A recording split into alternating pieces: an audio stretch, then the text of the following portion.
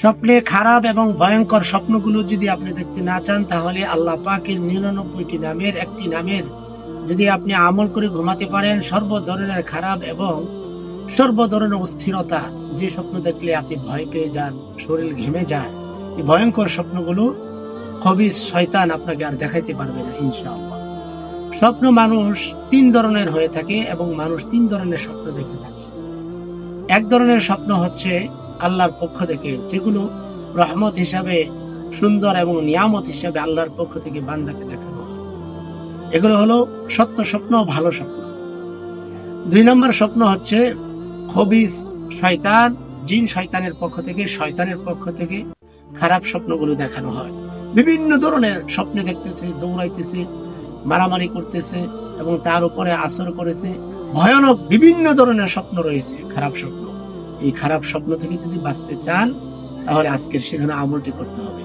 আর তৃতীয় নম্বর আমল হচ্ছে, স্বপ্ন হচ্ছে মানুষ দিনের বেলা যে চিন্তা ফিকির করে ওইগুলো রাতের বেলায় দেখে থাকে। সেজন্য আজকে আমল হচ্ছে সমস্ত ধরনের ভয় ভীতি, খারাপ জিন শয়তানের খারাপ স্বপ্ন থেকে যদি বাঁচতে চান, তাহলে আল্লাহ পাকের 99টি নাম থেকে একটি নামের আমল করে যদি ঘুমাইতে পারেন, অবশ্যই অবশ্যই আল্লাহ পাক আপনাকে হেফাজত করবেন ইনশাআল্লাহ। দেখুন, আল্লাহ পাকের 99টি নাম আছে। আল্লাহ রাসূল সাল্লাল্লাহু আলাইহি ওয়াসাল্লাম বলেছেন, ইন্না লিল্লাহি তাআলা 99 ইসমান মান আহসাহা দাখালাল জান্নাহ।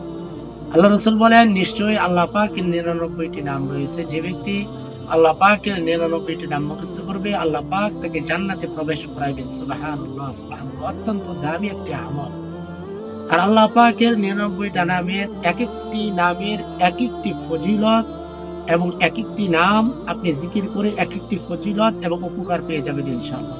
সেই ধারাবাহিকতায় আল্লাহ পাকের 99টি নাম থেকে একটি নাম যদি আজকে শিখে নেন এবং প্রত্যেক রাত্রিতে ঘুমাতে যাওয়ার আগে আপনি এই আমল করেন, তাহলে অবশ্যই অবশ্যই আল্লাহ পাক সমস্ত ধরনের খারাপ যে স্বপ্নগুলো আপনারা দেখে থাকেন, সমস্ত ধরনের খারাপ স্বপ্ন থেকে আপনি বেঁচে যেতে পারবেন আজকে শেখানো আমলটি করলে ইনশাআল্লাহ। তবে আপনাকে কিছু নিয়ম নীতি মেনে তারপর আমল করতে হবে। এক নম্বর নিয়ম হচ্ছে, যদি আপনি প্রতিনিয়ত সবসময় খারাপ স্বপ্ন দেখেন, তাহলে আপনাকে এক নম্বরে ওযু করে পবিত্র অবস্থায় শুইতে হবে। দুই নম্বর হচ্ছে, আপনাকে নামাজ পড়তে হবে, আল্লাহ পাকের হুকুম মানতে হবে, রাসূলের তরিকা অনুযায়ী চলতে হবে।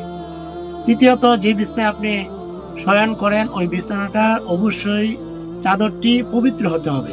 অনেক সময় মানুষ নাপাক শরীরে নাপাক জায়গায় ঘুমায়, যার কারণে জিন শয়তান তার উপরে ভর করে এবং খারাপ স্বপ্ন দেখে। সেজন্য আপনার দেহটাকে পবিত্র রাখতে হবে এবং যে বিছানায় ঘুমাবেন সেই বিছানাটাও পবিত্র রাখতে হবে। আরেকটি কাজ করতে হবে, আপনার আশেপাশে অবশ্যই নাপাক এবং গান্দা পচা জিনিস রাখা যাবে না। অনেক সময় দেখা যায় যে নাপাক পচা এবং গান্দা জিনিস দরজার চিপায় অথবা খাটের নিচে অনেক সময় রেখে দেয়। যারা বোঝার মানুষ অবশ্যই বুঝেছেন। সেজন্য মহিলাদের যে মাসে প্রত্যেক মাসে যে একটা অসুস্থতা থাকে, সেই অসুস্থ অবস্থায় যে জিনিসটা আছে ব্যবহার করা হয়, ওটা নাপাক, ওটার উপরে জিন শয়তান আসর করে। সেজন্য ওটা আপনি যেখানে ঘুমাবেন তার আশেপাশে রাখা যাবে না, এটা দূরে রাখতে হবে।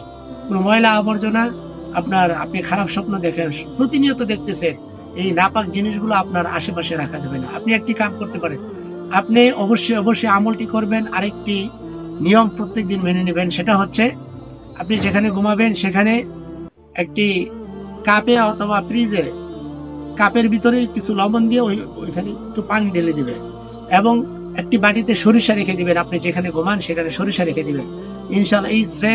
এই লবণ এবং সরিষার একটি সেন্ট বের হয়, যে সেন্টগুলো জিন আপনার কাছে আসতে পারবে না এবং শয়তান কাছে এসে ধোঁকা দিয়ে আপনাকে খারাপ স্বপ্ন দেখাতে পারবে না ইনশাআল্লাহ। সেজন্য আজকে শেখানো আমলটি হচ্ছে, আপনি প্রত্যেকদিন ওযু অবস্থায় ঘুমানোর সময় আল্লাহ পাকের একটি নাম পড়বেন, ইয়া মুতাকাব্বিরু, ইয়া মুতাকাব্বিরু। সবাই অবশ্যই শিখে নেবেন সহি করে, ইয়া মুতাকাব্বিরু। আল্লাহ পাকের এই নামটি 21 বার তেলাওয়াত করে তারপরে আপনি আল্লাহুম্মা বিসমিকা আমুতু ওয়া আহইয়া এই দোয়াটা পড়ে হাতের নিচে ডান হাতটা এভাবে দিয়ে ডান কাত হয়ে আপনি শুয়ে পড়বেন ইনশাআল্লাহ। তাহলে অবশ্যই অবশ্যই ইনশাআল্লাহ আল্লাহ পাকের নামের উসিলায় আপনি আর খারাপ এবং ভয়ঙ্কর স্বপ্নগুলো দেখবেন না।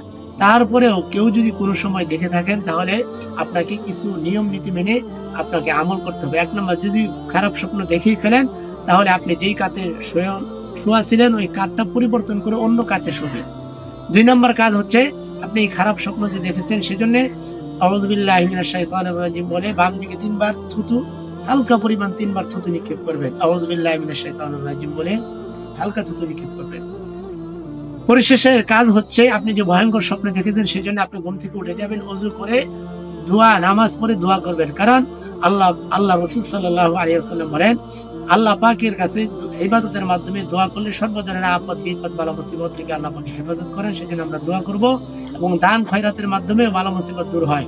সেজন্য আমরা দান খয়রাত করে দেব ইনশাআল্লাহ। সর্ব ধরনের খারাপ স্বপ্ন থেকে বাঁচার জন্য, আর ক্ষতি থেকে বাঁচার জন্য আল্লাহর কাছে দোয়া করবে এবং দান খয়রাত করবে ইনশাআল্লাহ।